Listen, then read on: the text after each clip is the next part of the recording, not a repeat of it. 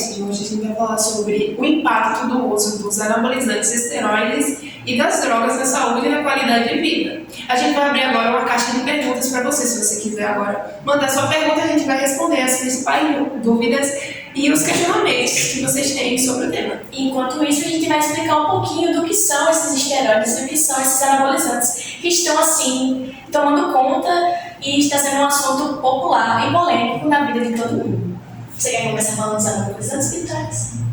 Pode ser. Os anabolizantes são basicamente um hormônio que atua na regularização do corpo humano. Existem os hormônios masculinos e os femininos. Eles atuam em diversas partes do corpo humano, não necessariamente na parte sexual. Você quer complementar? Além disso, tem a questão do esteroide, né? O esteroide é o hormônio que o nosso organismo produz. Então, essa é a principal diferença, digamos assim, entre o anabolizante e o esteroide. E uma coisinha, o anabolizante ele também é chamado de esteroide anabolizante. Então, por isso que muitas vezes as pessoas podem confundir. Mas como foi dito, o esteroide é basicamente um hormônio. O hormônio atua em várias funções do corpo humano. A própria quebra da glicose ocorre através dos hormônios que são liberados pelo pâncreas. E por isso que eles são tão importantes para a saúde. Então as pessoas não podem associar os hormônios a questões preconceituosas associadas ao uso de anabolizantes para ficar bombado, por exemplo. Sim, é como a gente ultimamente costuma mais ver, porque é uma forma que a mídia transformou isso, no caso, que a gente vai falar um pouco mais pra frente. O que mais? Se vocês tiverem alguma pergunta e quiserem fazer agora, a gente está pronto para isso.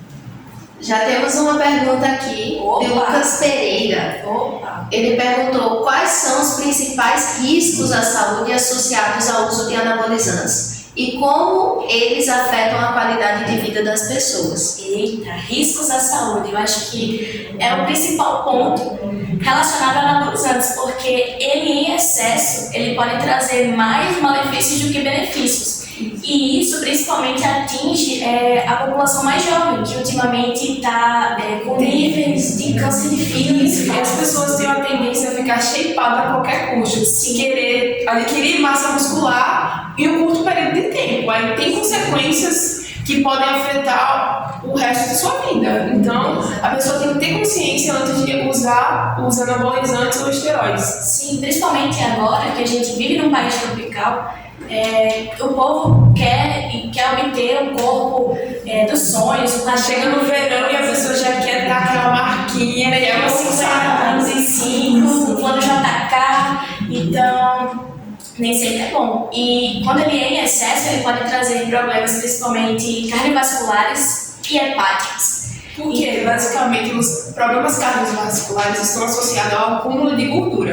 Porque, como eu mencionei anteriormente, os esteroides são hormônios, só que eles têm origem lipídica. Então, ele tem a tendência a grudar nos tecidos e nas regiões vascularizadas. Por isso que esse acúmulo pode trazer malefícios ao coração. Além disso, é relacionado também aos distúrbios hormonais, porque o anabolizante, que também é chamado de esteroide anabolizante, que é um esteroide sintético, ele é uma bomba. Então, quando ele é em excesso, ele vai aumentar o nível de hormônio que já tem no seu corpo. Então, se você já tem uma dose que o seu organismo produz normalmente de estrogênio, ele vai aumentar esse nível de estrogênio. Se você já tem testosterona, ele vai aumentar o nível de testosterona. A tendência é o uso maior de testosterona do que estrogênio. Sim. Esse uso é basicamente para fortalecer e intensificar o ganho de massa muscular. E quando você faz o exercício, você gera umas lesões no músculo, por isso que ele cresce. E com o uso do esteroide, você basicamente minimiza essa dor que você sente durante o treino. E falando nisso, já tem outro risco à saúde, que é os danos musculares. Porque o que acontece? Quando a gente treina, a gente sente aquela dorzinha no braço, na perna, porque está sendo trabalhado. Isso são pequenas lesões. E o que acontece? O corpo humano ele começa a tratar, colocar as proteínas começam a trabalhar e elas começam a... Qual é a palavrinha? Não é regenerar, mas... restaurar. Exato, vai restaurar. E por isso que as pessoas demoram um pouquinho a ganhar massa muscular. Porém, o que acontece é que as pessoas que começam a usar esses anabolizantes vão aumentar o número de danos porque vão conseguir aumentar a quantidade de peso, vão aumentar a intensidade. Um período muito curto. O que acontece? Se uma pessoa que pegava 2 quilos pega agora 15 quilos de uma vez e começa a fazer mais repetições, as lesões vão ser muito mais rápidas e pode ser mais danosa, porque vai acontecer com mais frequência. E como o nutricionista Rodrigo Góes comentou, que as pessoas que usam anabolizante, mesmo não fazendo exercício, têm a tendência a perder a gordura e ter um músculo mais regenerado, ter um músculo mais forte, digamos assim. Sim. Você quer comentar mais alguma coisa? Acho que é isso. Os efeitos psicológicos também, porque atinge o sistema nervoso. É uma tendência dessas pessoas que usam esteroides a terem comportamentos mais agressivos, levando até casos de depressão e ansiedade. Fora os acessos de raiva, como a expressão road, que as pessoas concentram um ódio que a gente não sabe de onde, mas que concentram e eles viram um monstro, né? Quer bater, quer fazer isso, e que a gente não sabe o porquê, mas acontece. E comentando também sobre um dos efeitos do uso do esteroide, por exemplo, nos homens.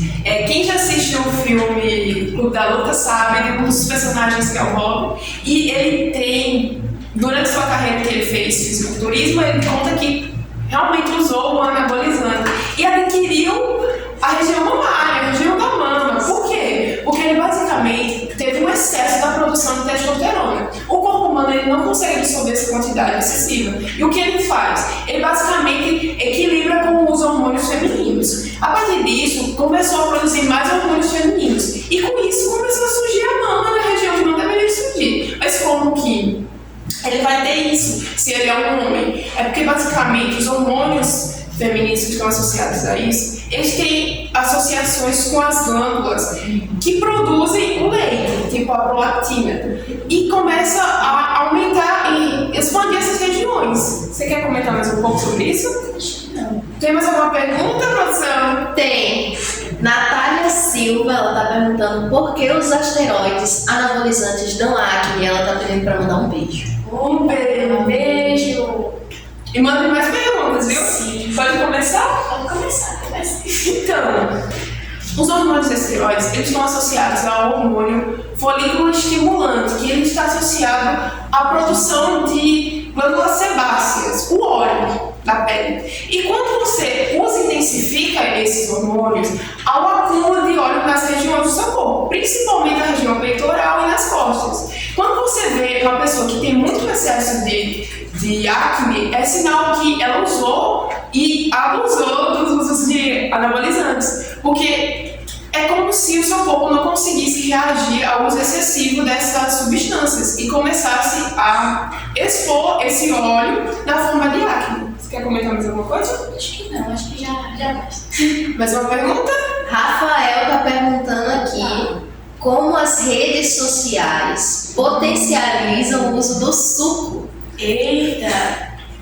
A gente já sabe, né, que a influência midiática, a gente vive rodeado de redes sociais. E isso é um fator que pode ser bom, pode ser mal. E nesse caso, é um fator mais para mal do que para bem. Porque, veja só, se a gente vê uma pessoa que usa esses anabolizantes e posta resultados em sua vida feliz, aquele padrão. E muitos dos seus seguidores nem sabem que ela usa o suco. Exato. O que a gente acaba pensando? Caramba, eu quero ter esse corpo, eu quero crescer, eu quero shapear.